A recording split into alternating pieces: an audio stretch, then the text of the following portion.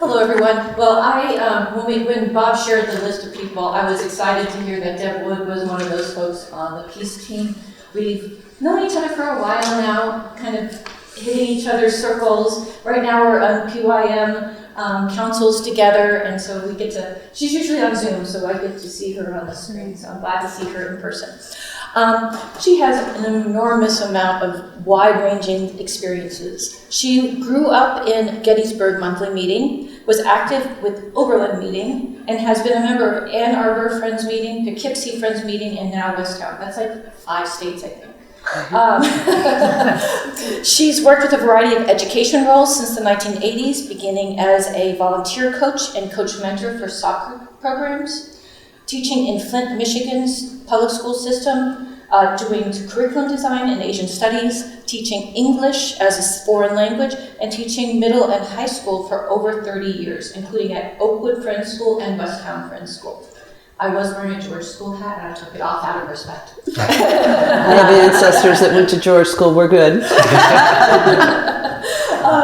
Along the way, Deb was involved with a number of friends groups or groups co-founded by friends, including the Powell House, which is the New York Meetings Conference Center, the Alternatives to Violence Project, the Compassionate Listening Project, Community Peacemaker Teams, Friends Peace Teams, the Middle East Collaborative of PYM, and the Westchester Area Refugee Resettlement Project. So you can tell that she reflects what Bob was just talking about, prayer and action in conjunction with each other. So really looking forward to hearing from you.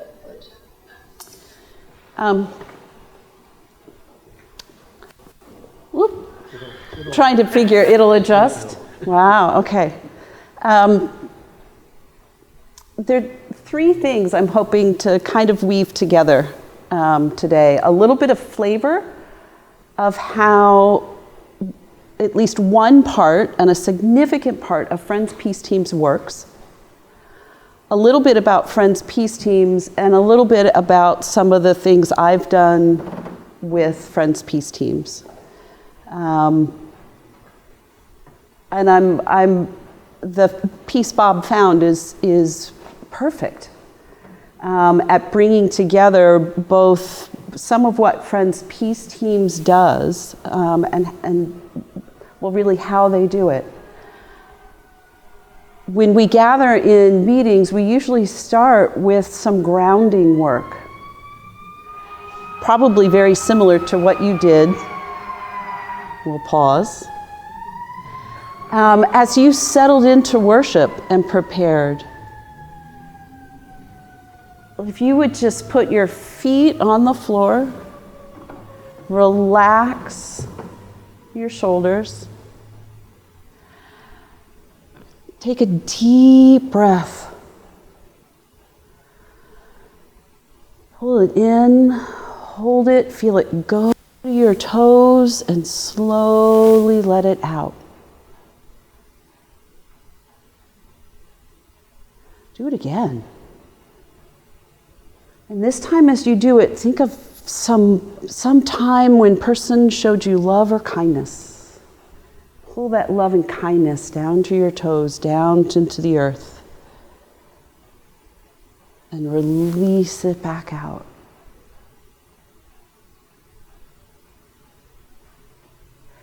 Deep breaths are a great form of prayer.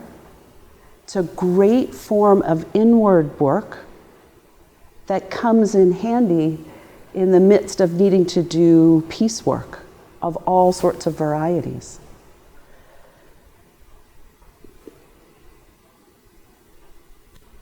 The sort of brainstem has its layers, and that bottom layer from when we were amphibians or reptiles is the one that controls that fear, flight, fright. And that taking in of a deep breath helps release that part of our brain from dominating what's going on. So that deep breath, thinking and holding in the body those moments where you felt loved, cared for, gave love, holding those pieces sort of, and feeling, how did it feel when that person reached out to me with love and kindness?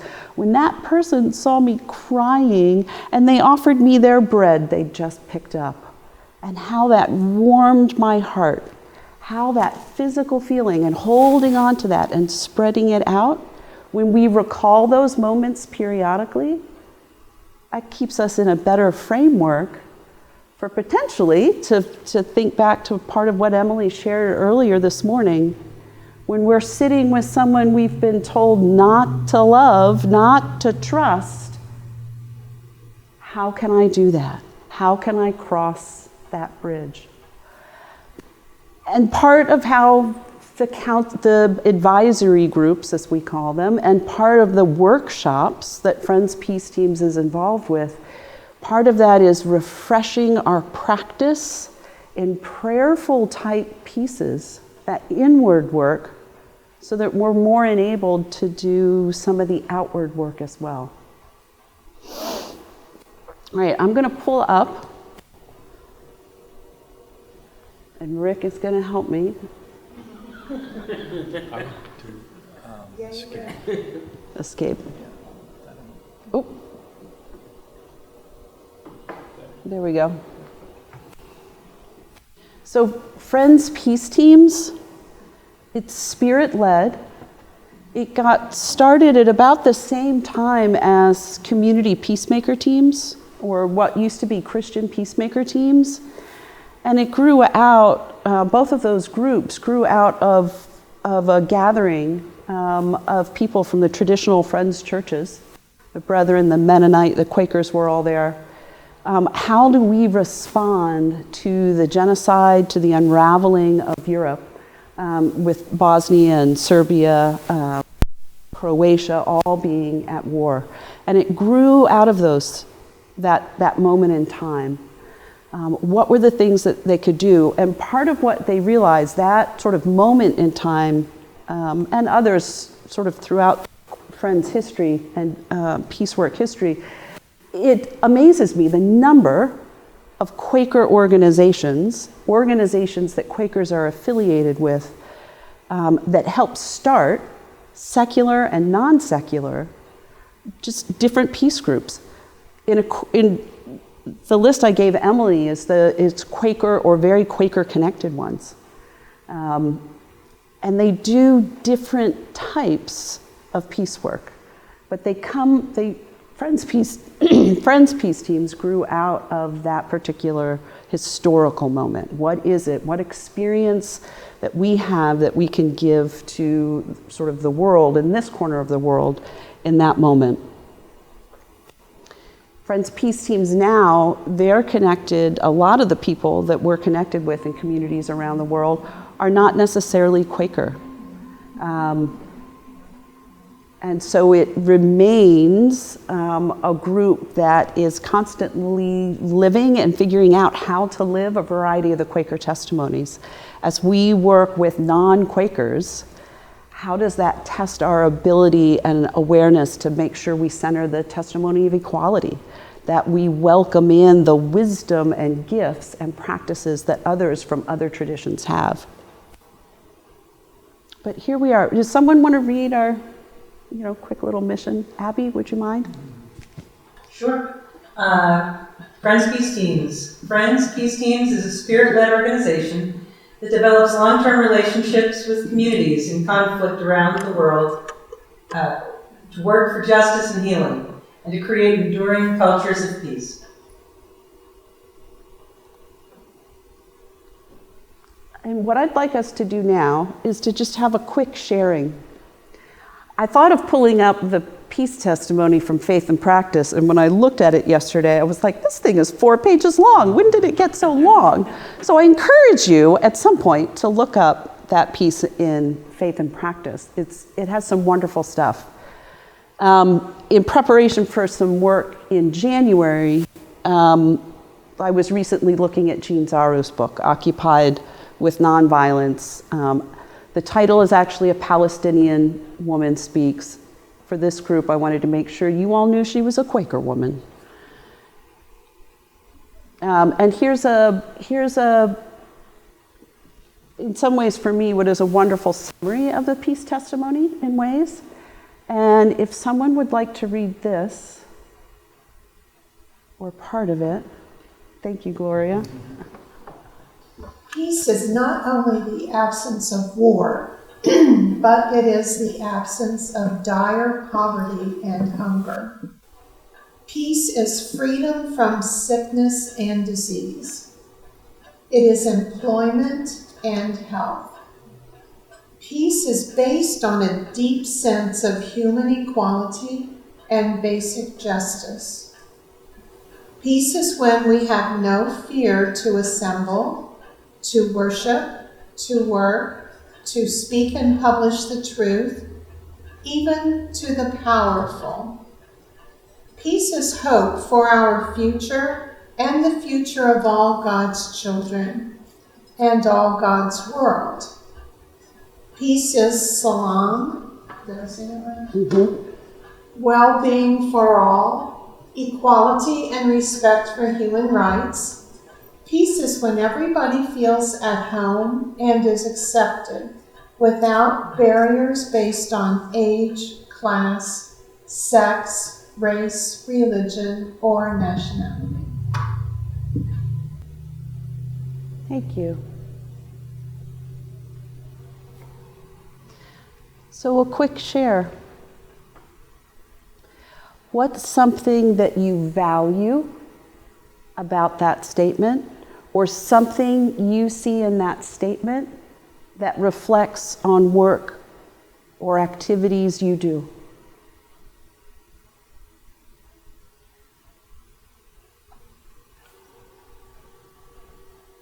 I was just going to say, I mean, this isn't an answer to your question.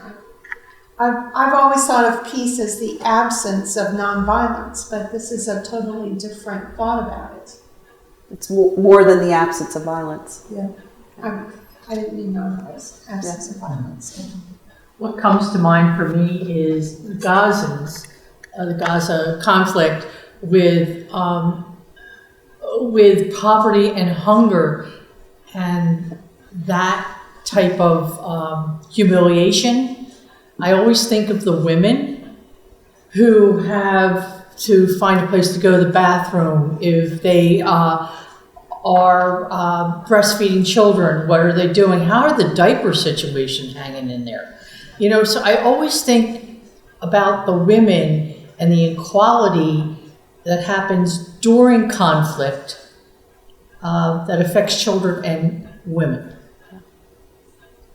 And the Ukrainians, for that matter, too. But this goes on here in this country also. It's not only what we call third world nations. Usually, they gained the right sharing of world resources put out many years ago, showing that a lot of people in this country are living as third world nations.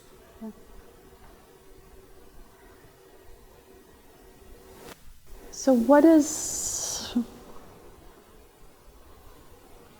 if I just wanted to, excuse me. Go ahead, please. As I read this and read it, there's one word that I would like to change to make it a little stronger. And that is, I'm not fond of the word hope. I'm much fonder of using the word intention. And so peace is the intention, not just a hope which is sort of out there in who knows what land. Intention means we intended. Intention for our future and the future of all God's children and all God's world. There's intention that we have. And I think that's extraordinarily strong. And peace is, if it's an intention that each of us has, then it's easier for us to be living into that intention. So let me give you let me sort of rephrase this a little bit. That's a wonderful point. Thank you. As you think about that future that that you intend, not for yourself, but for others. Yeah. Part of what I always love about this statement is that she connects equality and justice to peace. So what's something you intend to have that reflects that equality and justice?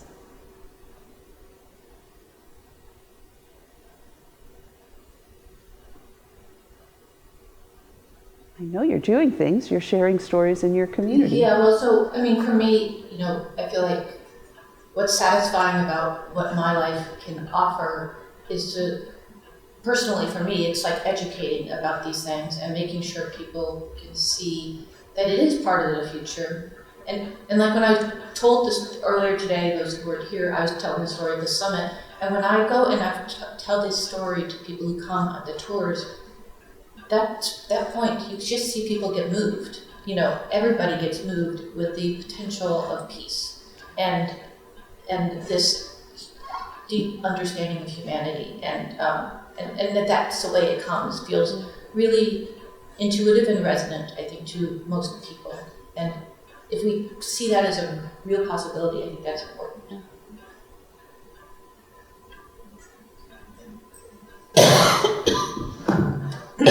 Working with children through the PYM children's programs, I put most of my attention there. I mean, in terms of positive work and trying to inspire children with ideas that may have not crossed their minds yet, giving them space in gatherings to know each other well, treat each other well. Pretty basic, but so important, because if you don't talk about it and make space for it with them, then no. It's an opportunity missed. Yeah, the raising of our children and our children's friends, we have a role in that, in shaping that. But I often question making donations to organizations versus doing the work myself. And I can't do a lot of things, and as I get younger, I wonder whether giving $20 here and $50 there is at all worthwhile, other than giving recycling bin a lot of paper.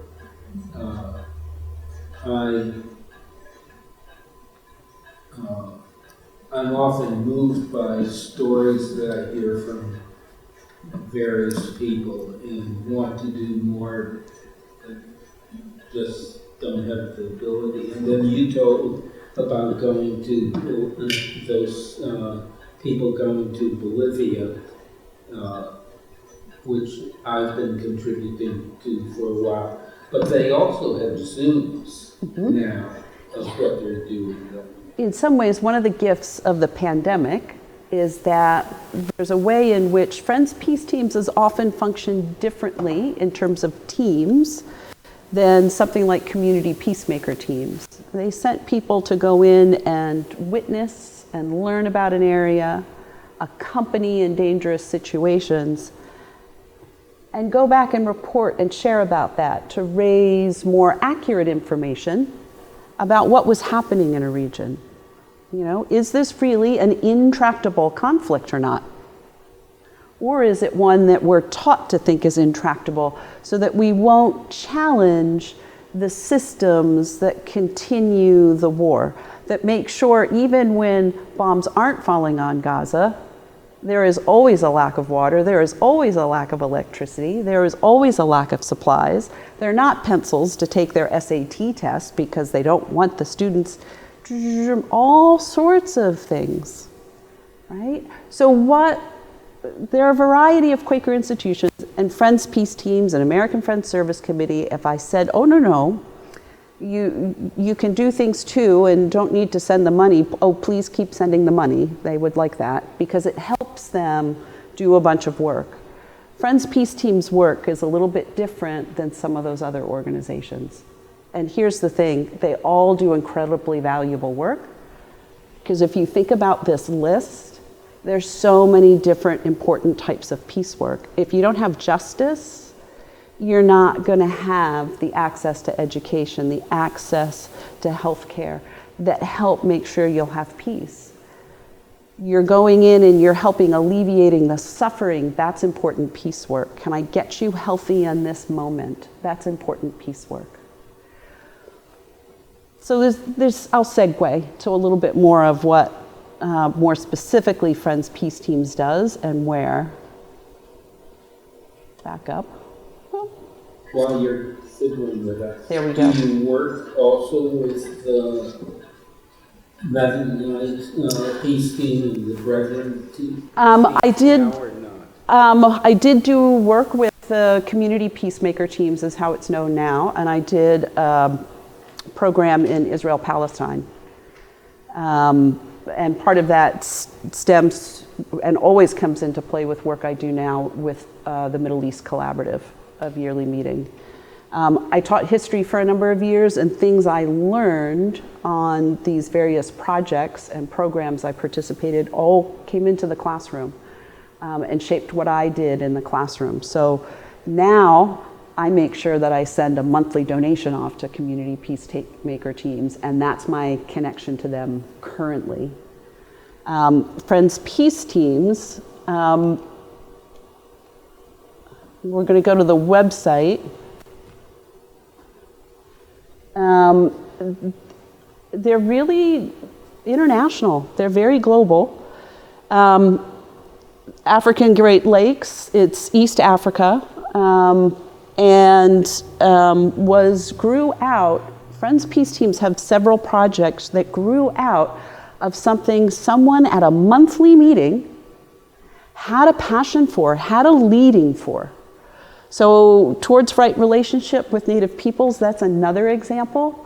That was started probably 30 years ago now by a friend at Boulder meeting, Paula Palmer, who realized Quakers have done a lot of good support and work with indigenous communities in the United States, but we were also there and advocated for things that turned out to be very harmful, like the Indian boarding schools, the reservation systems. And so we have some reparative work, living in Boulder, Colorado, surrounded by indigenous peoples. And even New Jersey, you're officially are able to be more surrounded by them than I am in the state of Pennsylvania, who refuses to recognize that any native peoples would be living in their borders. There are no recognized tribes in the state of Pennsylvania. So as you're very much aware, the Lenni Lenape peoples were across Delaware, New Jersey, Pennsylvania, New York. Those states have recognized tribes and groups except for Pennsylvania. And so the relations, even among those peoples and the members of the communities of the Lenni Lenape who moved farther west, are very tense, right? How do we, and Towards Right Relationship doesn't work with that particular tension, but we're very aware of it, right? Towards Right Relationship, though, grew out of a friend's ministry that her meeting supported to try and repair that relationship with tribes around Boulder, and has spread more to include education programs that lift up what the more national experience is on a few key moments in Indian history. They do a wonderful experiential workshop called Roots of Injustice, Seeds of Change, where you get to experience what the sort of loss of land and the forced migration of people was, and some of those key moments in the history, and then use that as a catalyst to seeing, even though there are those injustices, within that, there are these moments and these opportunities still to repair that relationship. She has built up such strong, solid relationships that she was one of 2 Quakers asked specifically to come to the repatriation burial of 2 Indians who had died when they were forced to attend the Carlisle Indian into a burial ground on their reservation in Oklahoma. Keep an eye out in January for Friends Journal. It focuses on Quakers and Indigenous peoples, and her experiences will be lifted up. Part of one of the work pieces they're doing as an offshoot of that is investigating. There's something like 20 different Quaker Indian boarding schools and Indian schools during the late 19th, 20th centuries. I think there's still even one or I'm always unclear whether the one in New York is still sort of going or not. But finding out sort of that history of the schools, of the students, what happened, and doing some of that documentation work and lifting it up to lift up. Do we have reparative work with these communities to do? And helping friends, in this particular case, learn more about that and think on their own, what does reparation mean? What does repair mean? I didn't work at the boarding schools. Maybe I had ancestors that did. This institution, this faith community that I love, certainly supported it with financial resources and human resources. So that does make me responsible for it and responsible for what it spins off. African Great Lakes Initiative, which was up there before and will cycle through again, grew out of the experiences and passion and ministry of a man named David Zaremka, who'd been a Peace Corps volunteer in East Africa, and really formed strong connections with the communities there. And here, communities that had been in conflict off and on with neighbors, how do we get them to not be so in conflict? And realizing that part of that conflict was because they're fighting over resources. How do we share the resources and build the connections amongst people so that there's less of that conflict? Because of the presence of Friends that grew through Friends evangelical movements, Friends missionary work, David Zaremka's presence, dedication, and support from his meeting, African Great Lakes Initiative has an excellent reputation throughout the East African region for peace work, whether it be one-on-one conflict resolution, whether it be community level, and also trauma healing work.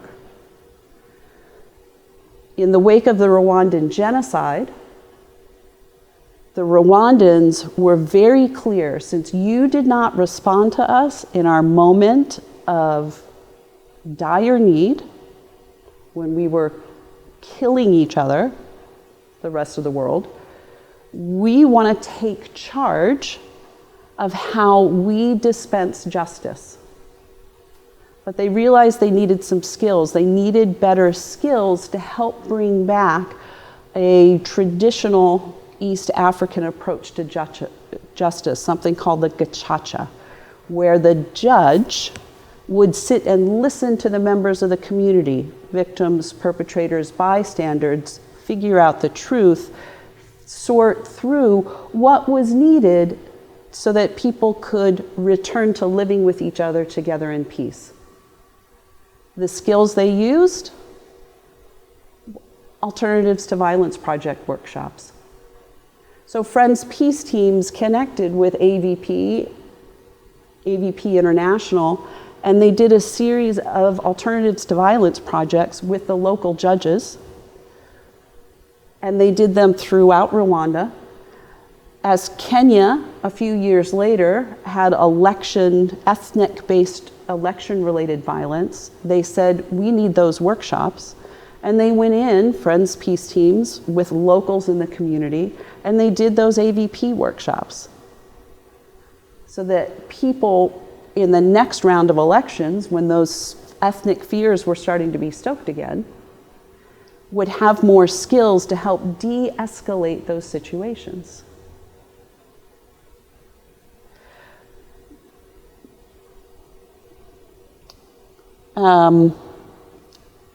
There's a great connection and overlap between Friends Peace Teams and AVP, the Alternatives to Violence Project, with the Peace Building in Las Americas program. They've developed connections with Catholic communities there, and their model is you come in and you train us in these workshops, we will turn around and we will then go and train, I think it's 5 others, and those all have to train 5 more and 5 more. It reminds me of the old Tupperware party model. And here it is with peace building skills. And in Colombia, the sort of resurgence, the sort of groundwell and popular support and the resurgence there, sort of in opposition to the government and asking for truth and reconciliation and setting up those processes, they attribute to this sort of popular work and the spread through the Catholic Church with their Quaker allies through Friends Peace Teams and AVP International of having done all of those workshops. There's that one. Asia West Pacific, wonderful examples there where they're doing work with to counter extremism, both Muslim extremism and other religious extremism in communities, and doing sort of AVP and trauma healing type work, which is there was a friend in northern New Jersey that I think helped develop those workshops again to help respond to the Rwandan genocide. And they're doing those variations of those workshops now for psychosocial and psychotherapists, psychologists, I guess, social workers, are equivalent. They have a different word that I never quite capture in Ukraine, in sections of Russia, some of those breakaway republics where tension's really high that we don't often hear about in our country. And they do workshops focused primarily on children who are experiencing these traumas and giving them the skills to have the trauma play less of a shaping role in their lives and determining role. You think back to that Indian boarding school work, the trauma of that stays in bodies, it stays in families, you inherit it, you pick it up. How can you break that cycle? And the sort of the trauma healing workshops they've developed are about trying to get people the skills to live with that trauma so that it doesn't devastate them and devastate their futures. They know how to deal with the PTSD a little bit better whenever it comes around and rears its ugly head. So those are some of the work that they're sort of doing now to answer the question and the point that you raised. And the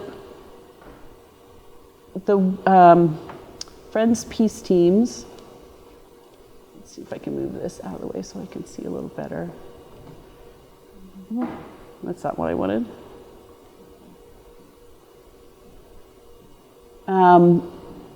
Another great piece they do, and you don't have to be one of those therapists to support this work. You don't have to be one of the therapists that goes off and does it. You don't necessarily have to be the one that writes the check to help support the therapist to go off and do that training work.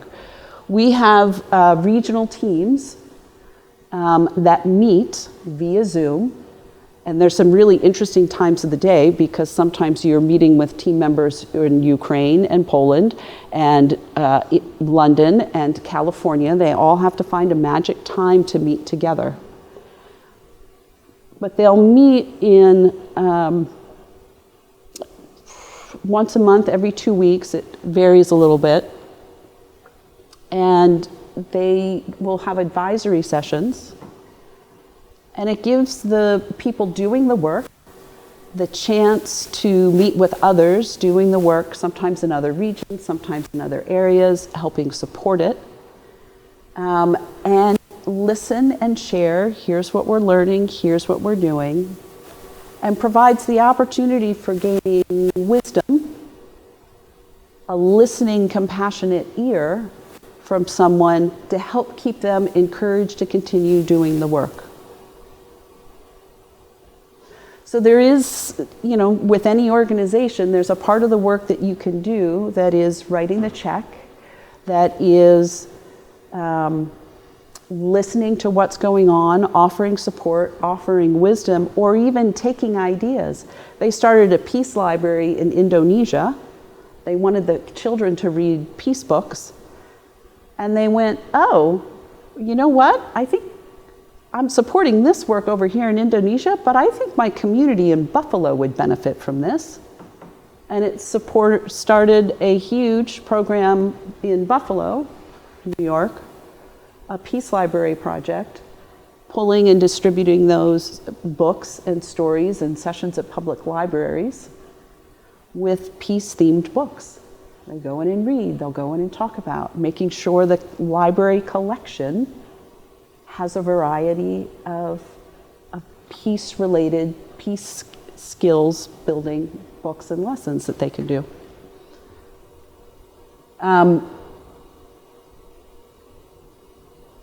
What the other great pieces, and this is the Power of Goodness series. This is another great place that we're love to have people help at Friends Peace Teams, is helping to collect stories. What are stories you know from Mickleton Monthly Meetings history over the 300 years of some of your peacemakers?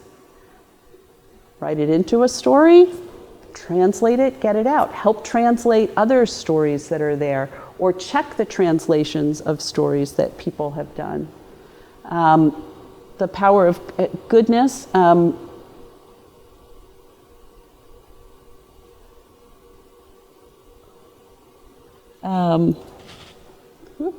keep pulling up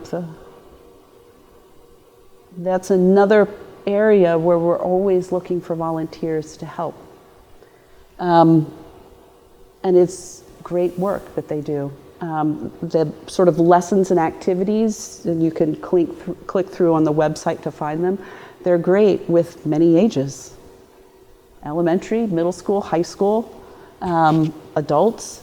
They're great stories with queries and prompts and questions to think about. Some of them are Quaker figures, some of them aren't. There are a lot of great peacemakers out there that do very Quaker things, do it in a very Quaker way, but aren't necessarily Quaker.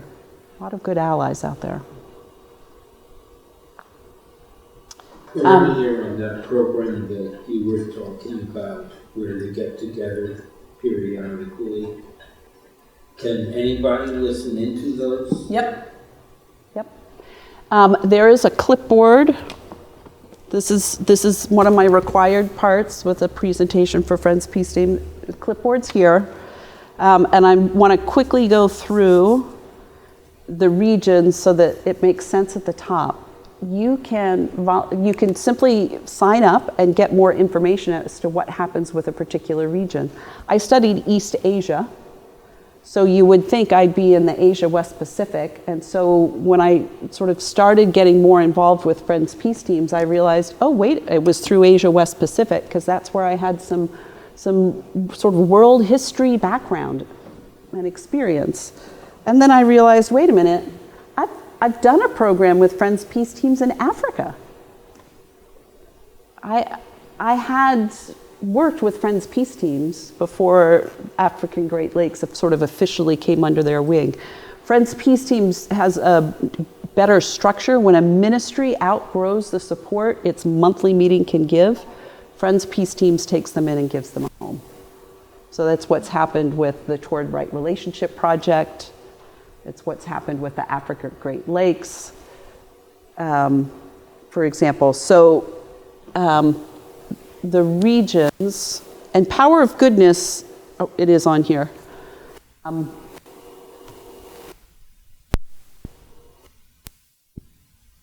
I should watch the main page go through. Here we go. So there's Africa Great Lakes. I talked about them a little bit. Kenya, like southwest Kenya, Uganda, Tanzania, Rwanda, Burundi, that region there around the sort of what's called the Great Lakes. I think there are 3 of them right there. It's called the Great Lakes region of Africa. And that's where one of the largest concentrations of Quakers is in the world, which is one reason why Friends Peace Teams is there. And that's AGLI on here. There's Asia West Pacific. They have programs in Indonesia, Malaysia.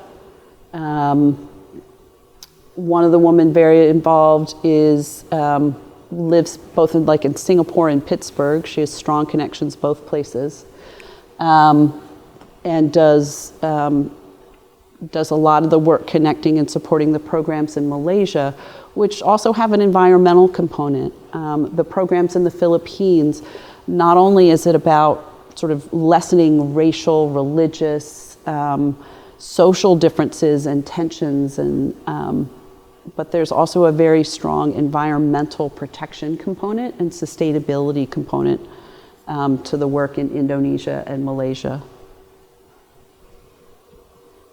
Programs in New Zealand with Maori people and helping get them sort of more, and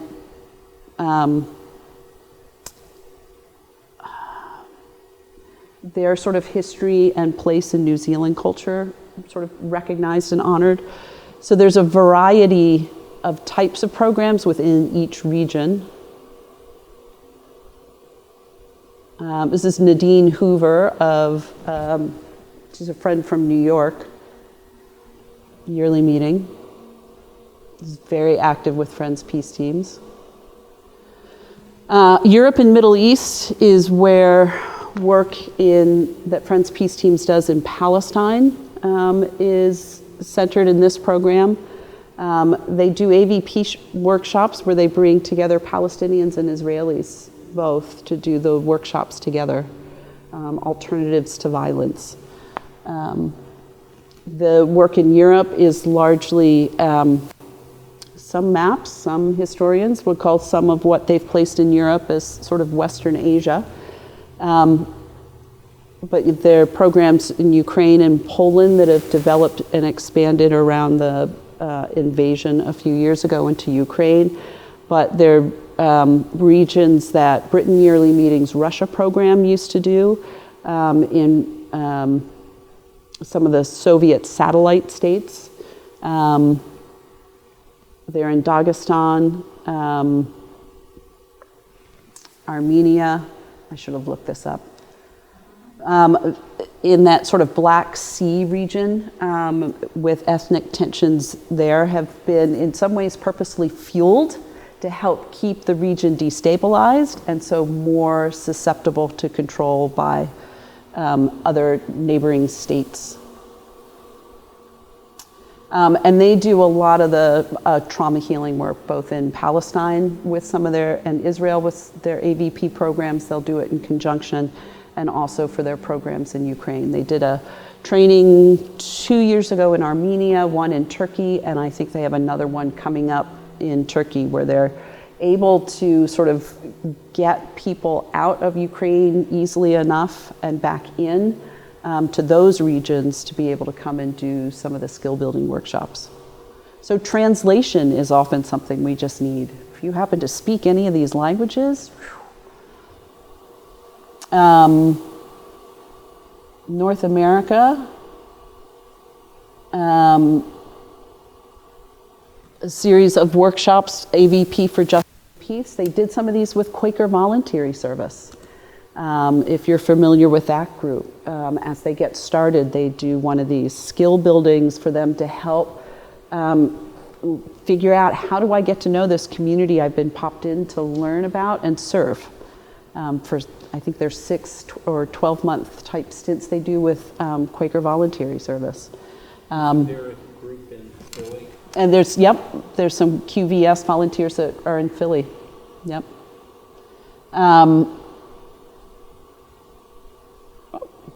The Buffalo Justice and Peace Library. Conscientious objection to war. If you know of someone looking to build record of a statement that they might want to have with draft becomes required, registration becomes required. Friends, logging it with Friends Peace Teams is one place you can do it.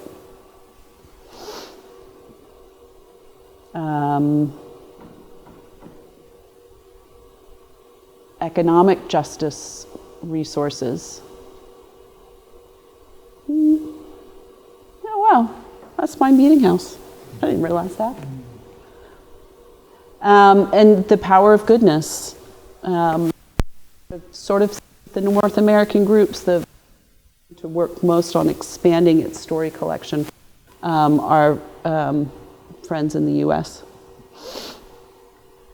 And there's the Toward Right relationship with Native peoples. But you can go through any of those regions and learn more. I mean, the variety of things they do is remarkable. So they do a variety. They've done different types of things for internships. So there was actually a Westtown student who they needed some help translating and I think transcribing some oral histories they'd done. And so they had a Westtown school student who said, I'll do some of that. And school gave them credit for it as well for a special project. And he translated and transcribed some interview work that they had done with some folks. I can't remember all the details about that, but they've had people do internships in a variety of things. When I was with, I'll show you my pictures. Back to the,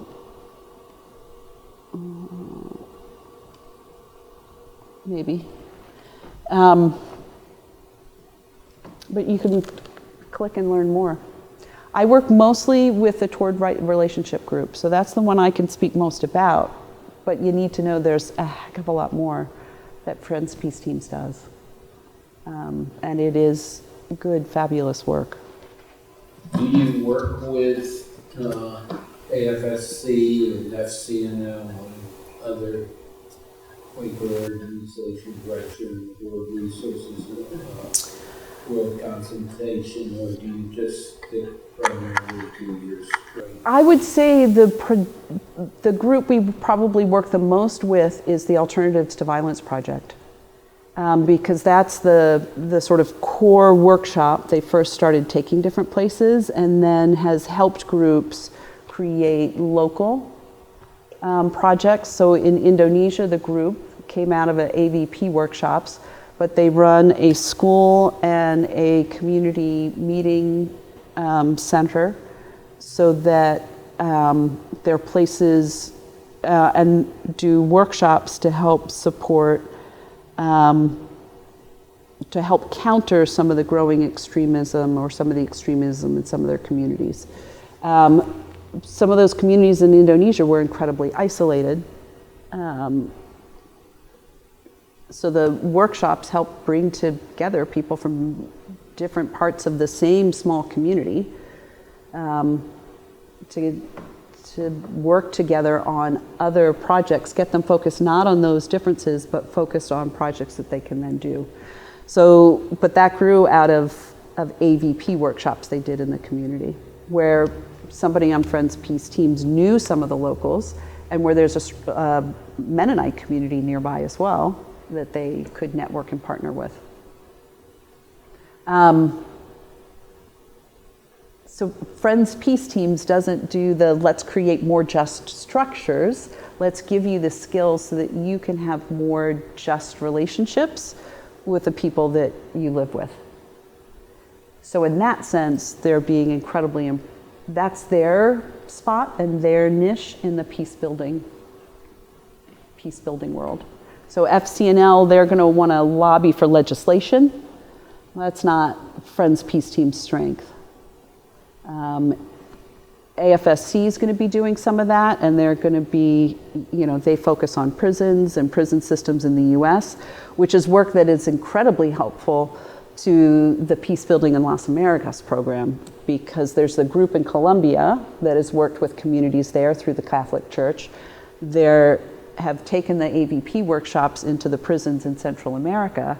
And so the prison reform work and the AVP workshops, there's a strong overlay to AFSC's prison work and some of that sort of knowledge. But I don't know that there's anything official,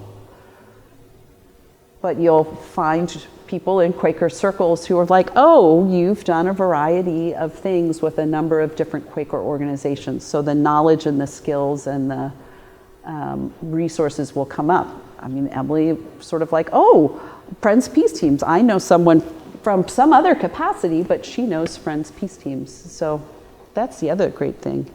I get to know things about, my aunt was very involved with Friends Peace Teams, and that's probably in some ways how I got started with it. And she got there through Alternatives to Violence Project.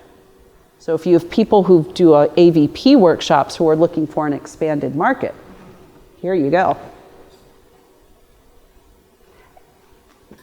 Carlson. So when you're doing those workshops, are the people who are going to them kind of already looking to resolve their differences with the other people? Because like sometimes in conflicts, like the people who need that sort of thing the most are like the most resistant to that sort of thing. Yes, and no. A lot of the people going, they know there's something wrong and broken in their community, and they're looking for skills to help them get started. They're looking necessarily for skills of how do I have more patience and to engage in conversation, might be one of them, to learn more about the people. Because you're not gonna, unless you develop those relationships, you're not gonna move forward. Anybody hear of Better Angels? A program in the United States that grew out of the first Trump election. It's a very similar model. Let's bring people together from different backgrounds and having them talk together. Mm-hmm. But yeah.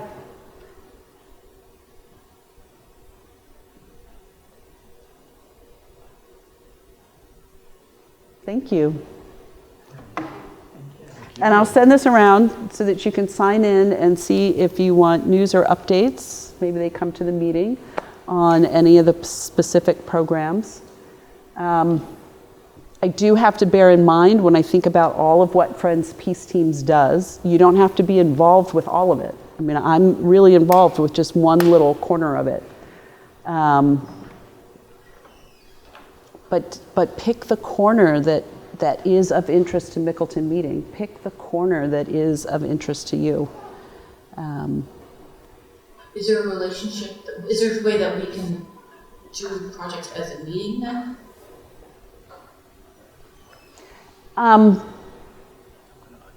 Yes, you're going to share so that we can see each other. Supporting power of goodness stories, explore a little bit.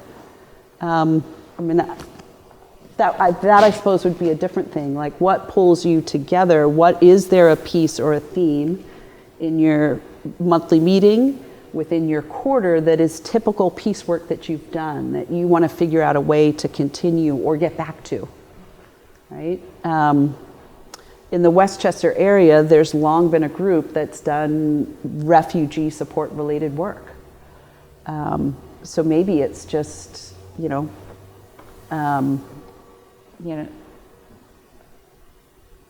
they have a thing they would do with Friends Peace Teams as I think about this off the cuff?